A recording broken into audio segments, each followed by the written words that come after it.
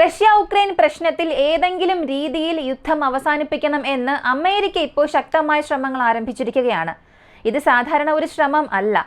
നേരിട്ട് സെലൻസ്കിക്ക് തന്നെ ഒരു മുന്നറിയിപ്പ് നൽകിയിട്ടുണ്ട്. 48 മണിക്കൂർ സമയം മാത്രമാണ്. ഈ 48 മണിക്കൂറിനകം യുദ്ധവിരാമത്തിനായി ആവശ്യമായ നടപടികൾ ഞങ്ങൾ എടുക്കും. അത് അംഗീകരിക്കുന്നില്ലെങ്കിൽ യുദ്ധത്തിൽ റഷ്യയെ യുദ്ധവിരാമത്തിലേക്ക് കൊണ്ടുവരാൻ അമേരിക്കയ്ക്ക് കഴിയുന്ന എല്ലാ നടപടികളും ഞങ്ങൾ സ്വീകരിക്കും എന്ന സൂചനയും നൽകിയിട്ടുണ്ട്. അപ്പോൾ സെലൻസ്കിക്ക് 48 മണിക്കൂറത്തെ സമയമാണ് നൽകിയിട്ടുള്ളത്. ഇതെങ്ങനെയാണ് ശരിയാവുക? അമേരിക്ക റഷ്യക്കെതിരെ പ്രവർത്തിച്ചതുപോലുള്ള സ്റ്റേറ്റ്മെന്റ്സ് ആണല്ലോ അടുത്തിടെ പുറത്തു വന്നത്. മാത്രവുമല്ല, അമേരിക്ക ഉക്രൈന് സപ്പോർട്ടായിട്ടാണല്ലോ പ്രവർത്തിച്ചു കൊണ്ടിരുന്നത്. ഉക്രൈൻ ഒരുപാട് സഹായങ്ങളും ചെയ്തല്ലോ. അതുകൊണ്ട് തന്നെ ഇവിടെ ചിലർക്ക് ഒരു ആശയക്കുഴപ്പം ഉണ്ടായിട്ടുണ്ടാകാം. പക്ഷേ ഇപ്പോൾ അമേരിക്കയുടെ മനോഭാവം മാറിയിരിക്കുകയാണ്. ഈ യുദ്ധം അവസാനിക്കേണ്ടതാണെങ്കിൽ സെലൻസ്കി തന്റെ സ്ഥാനത്ത് നിന്ന് മാറേണ്ടി വന്നാലും ശരി എന്ന നിലപാടാണ് അവരിപ്പോൾ എടുത്തിരിക്കുന്നത്. ജനങ്ങൾക്ക് മുൻപാകെ ഞാൻ വന്നാൽ അഴിമതി നീക്കും എന്ന് വാഗ്ദാനം ചെയ്ത് അധികാരത്തിൽ വന്ന സെലൻസ്കി അതേ അഴിമതി നേരിടുന്ന സാഹചര്യത്തിലാണ് ഇപ്പോഴുള്ളത്. ഇതാണ് സെലൻസ്കിക്കെതിരായ അവസാന മുന്നറിയിപ്പ് എന്ന രീതിയിൽ പുറത്തു വന്നൊരു വിവരം. ഇതിൽ സെലൻസ്കിയും ഉൾപ്പെട്ടിട്ടുണ്ട് എന്നുള്ളതിനെ കുറിച്ചുള്ള ചില വാർത്തകളും പുറത്തു വന്നിട്ടുണ്ട്. എല്ലാം ഈ വീഡിയോയിലൂടെ വിശദമായി അറിയാം.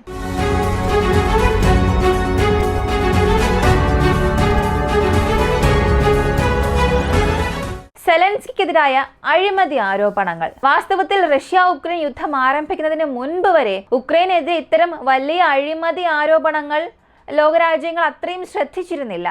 യുദ്ധം ആരംഭിച്ചതിന് ശേഷവും ഇത് വലിയ രീതിയിൽ ചർച്ചയായില്ല. കാരണം ഉക്രൈനിലെ ജനങ്ങൾ എല്ലാം സെലൻസ്കിയെ പിന്തുണയ്ക്കുന്ന സാഹചര്യത്തിലായിരുന്നു. പക്ഷേ കാര്യങ്ങൾ മാറിയത് 2023 ഓഗസ്റ്റിലായിരുന്നു. ആദ്യമായി ഉക്രൈൻ പ്രസിഡന്റിനെതിരെ നേരിട്ട് അഴിമതി ആരോപണം ഉയർത്തപ്പെട്ടു. അവയിൽ പറഞ്ഞതെന്തെന്നാൽ അമേരിക്കയിൽ നിന്നും ബൈഡൻ ഭരണകൂടം $2 ബില്യൺ വരെയും പണമായി നൽകിയിരുന്നു. ഇത് വച്ച് ആയുധങ്ങൾ വാങ്ങാൻ ഉപയോഗിക്കണം എന്നുള്ളതായിരുന്നു നിർദ്ദേശം. ഈ സഹായം ഉക്രൈൻ വേണ്ട വിധം ഉപയോഗിച്ചിട്ടില്ല. 40% തുക അഴിമതിയിലേക്കാണ് പോയത് എന്നാണ് ആരോപണം. ഈ ആരോപണം ഉന്നയിച്ചത് അമേരിക്കൻ മാധ്യമങ്ങളായിരുന്നു. അതായത് പണം നൽകിയത് സർക്കാർ തന്നെയാണ്. അതേ അമേരിക്കൻ മാധ്യമങ്ങളാണ് സെലൻസ്കിക്കെതിരെ കുറ്റം ചുമത്തിയത്. എങ്കിലും അന്നത് വലിയ വിഷയമായി മാറിയില്ല. ഒരു ചെറിയ സ്പാർക്ക് മാത്രം ഉണ്ടായി വാർത്ത അവസാനിച്ചു.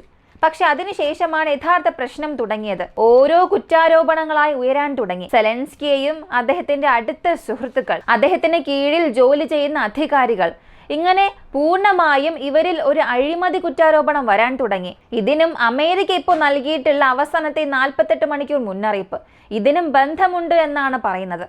ആദ്യം ഇവരിൽ എന്തെല്ലാം കുറ്റാരോപണങ്ങളാണ് ഉള്ളത്, അതിൽ ആരൊക്കെ അകപ്പെട്ടു എന്നുള്ളത് അറിയണം. എങ്കിൽ മാത്രമേ ഡൊണാൾഡ് ട്രംപ് എന്തുകൊണ്ട് ഇങ്ങനെ പറഞ്ഞു എന്നുള്ളത് മനസ്സിലാവുകയുള്ളൂ. ചില ദിവസങ്ങൾക്ക് മുൻപ് Ukraine justice minister Herman Halushchenko ഒഴിവാക്കപ്പെട്ടു. എനർജി മന്ത്രി സ്വീറ്റ്ലാന ഹെർബർട്ട് രാജിവെച്ചു. ഉക്രൈൻ പാർലമെന്റും ഇവരുടെ രാജി ഔദ്യോഗികമായി അംഗീകരിച്ചു. എന്നാൽ ഈ രാജിക്കുള്ള കാരണം എന്താണ്? അത് അന്വേഷിച്ചപ്പോഴാണ് ഉക്രൈനിൽ ഒരു വലിയ തോതിൽ അഴിമതി നടന്നിട്ടുണ്ടെന്നുള്ള തെളിവുകൾ പുറത്തു വന്നത്. ഈ 2 മന്ത്രിമാരും സെലൻസ്കിയുടെ ഏറ്റവും അടുത്ത ഇന്റർ സർക്കിളിലെ അംഗങ്ങളാണ്. അദ്ദേഹത്തിന്റെ വലതുകൈ ഇടതുകൈ എന്ന പോലെ അദ്ദേഹം എടുക്കുന്ന പ്രധാനപ്പെട്ട തീരുമാനങ്ങൾക്ക് നിർണായക സ്വാധീനമുള്ള വ്യക്തികൾ. ഉക്രൈനിലെ ഏറ്റവും പ്രധാനപ്പെട്ട സ്ഥാപനങ്ങളിൽ ഒന്നാണ് എനർഗോആറ്റം. ഇത് ഇവരുടെ സ്റ്റേറ്റ് ഓൺഡ് ന്യൂക്ലിയർ എനർജി കമ്പനിയാണ്. ഇപ്പോൾ മനസ്സിലായിട്ടുണ്ടാകും, ഇതിപ്പോൾ നടന്ന പ്രശ്നം അല്ല. റഷ്യ ഉക്രൈൻ യുദ്ധം ആരംഭിക്കുന്നതിന് മുൻപ് തന്നെ ഈ 2 ഉന്നത ഉദ്യോഗസ്ഥരും $100 മില്യൺ ലഞ്ചം വാങ്ങിയതായി കുറ്റം ചുമത്തപ്പെട്ടിരുന്നു.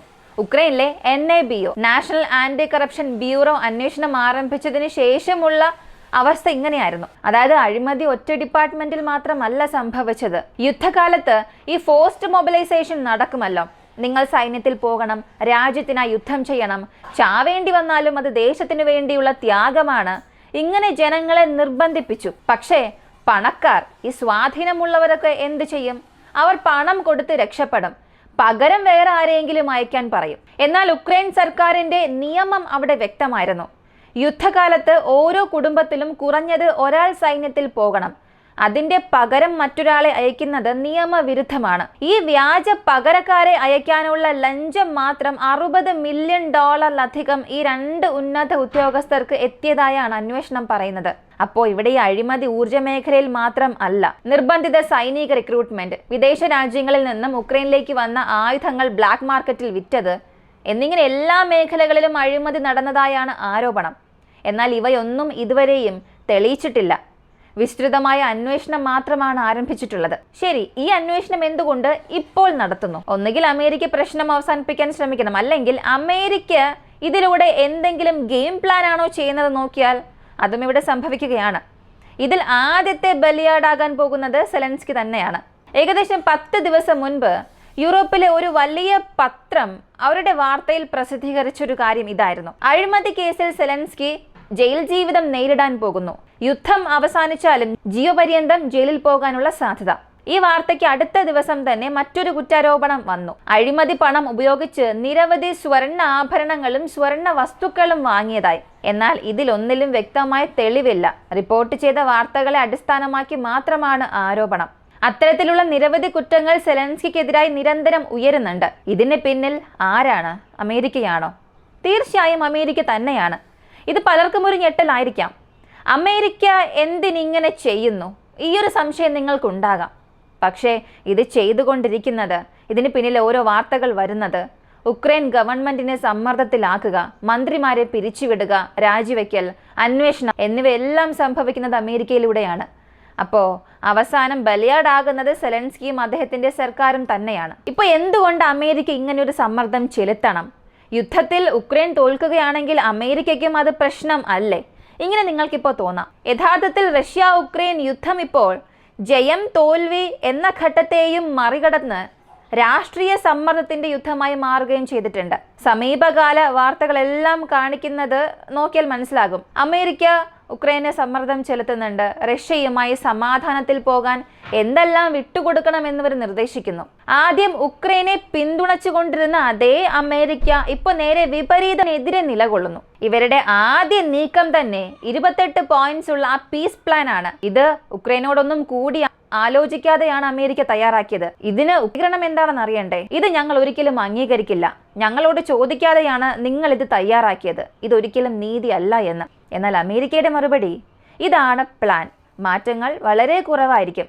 നീ ഇത് അംഗീകരിച്ച് യുദ്ധം നിർത്തണം എന്ന്. ഇത് അംഗീകരിക്കുന്നില്ലെങ്കിൽ എന്ത് സംഭവിക്കും എന്ന സൂചനയ്ക്കാണ് ഇപ്പോഴുള്ള ഈ എല്ലാ സമ്മർദ്ദങ്ങളും. സെലൻസ്കി തീർച്ചയായും ഇതിന് തയ്യാറല്ല.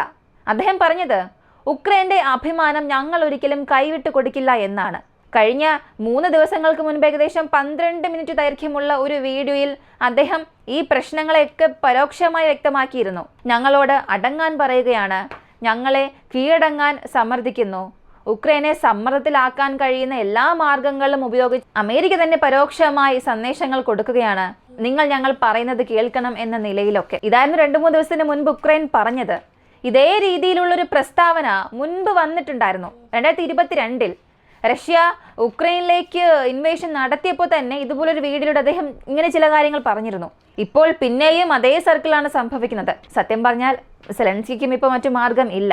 അമേരിക്ക പറയുന്നത് കേൾക്കണം. അങ്ങനെ അല്ലെങ്കിൽ ഉക്രൈൻ ജനങ്ങൾക്ക് സെലൻസ്കിയുടെ സർക്കാരിനെ താഴെ ഇറക്കാനുള്ള ഒരു കാരണമുണ്ടാകും. സെലൻസ്കി ഒരു നല്ല ഭരണമാണ് നൽകിയത് എന്ന് ജനങ്ങൾ കരുതുന്നുണ്ടെങ്കിൽ അദ്ദേഹത്തെ അട്ടിമറിക്കുക എളുപ്പമല്ല. ജനപ്രിയനായ നേതാവിനെ നീക്കം ചെയ്യണമെന്നുണ്ടെങ്കിൽ ആദ്യം അദ്ദേഹത്തിന്റെ പ്രതിച്ഛായ തകർക്കേണ്ടത് അത്യാവശ്യമാണ്. അമേരിക്ക ഇപ്പോൾ ചെയ്യുന്നതും അത് തന്നെയാണ്. കുറുക്കി വെച്ചാണ് ഓരോന്നും ചെയ്യുന്നത്. സെലൻസ്കിയുടെ ഇമേജ് ഇട്ടങ്ങ് കളിക്കുകയാണ്. 2019 അധികാരമേറ്റപ്പോൾ സെലൻസ്കിയുടെ ഒരു വലിയ വാഗ്ദാനം എന്തായിരുന്നു എന്നറിയണ്ടേ? ഞാൻ അഴിമതിക്കെതിരെ പോരാടും, അഴിമതി ചെയ്തവരെ നിയമത്തിന് മുൻപിൽ കൊണ്ടുവരും. ഇതൊക്കെയായിരുന്നു അദ്ദേഹത്തിന്റെ മുഖ്യ മുദ്രാവാക്യം. ഇപ്പോൾ അതേ അഴിമതിയെ ആയുധമാക്കി സെലൻസ്കി പണിത കോട്ടയെ തകർക്കുകയാണ് അമേരിക്ക ഇപ്പോൾ ചെയ്തുകൊണ്ടിരിക്കുന്നത്. ഇത് തുടക്കം മാത്രമാണ്. എത്രയും പെട്ടെന്ന് സെലൻസ്കിയെയും ഈ ഒരു കുറ്റാരോപണത്തിലെല്ലാം ഉൾപ്പെടുത്തും.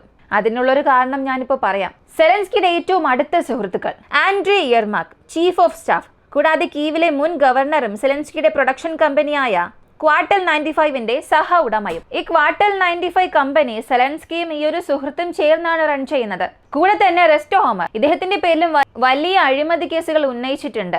ഇവർ ഓരോരുത്തരുടെയും പേരിൽ നിരവധി $1 മില്യൺ അഴിമതി നിയമനം ചെയ്തുവെന്നാണ് NABU ആരോപിക്കുന്നത്. അതുമാത്രമല്ല, ഈ കമ്പനിയുടെ മറ്റൊരു ഉടമയായ അലസിന്റെ എല്ലാ സ്വത്തുക്കളും സീസ് ചെയ്ത് കഴിഞ്ഞു. ഇതൊക്കെ എന്താണ് സൂചിപ്പിക്കുന്നതെന്ന് അറിയണ്ടേ?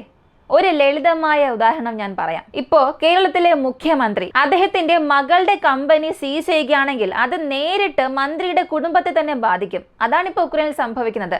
സെലൻസ്കിയുടെ ഏറ്റവും അടുത്ത വലയത്തിലുള്ള ആളുകളുടെ സ്വത്ത് ഓരോന്നായി പിടിച്ചെടുക്കുന്നു, ഫ്രീസ് ചെയ്യുന്നു.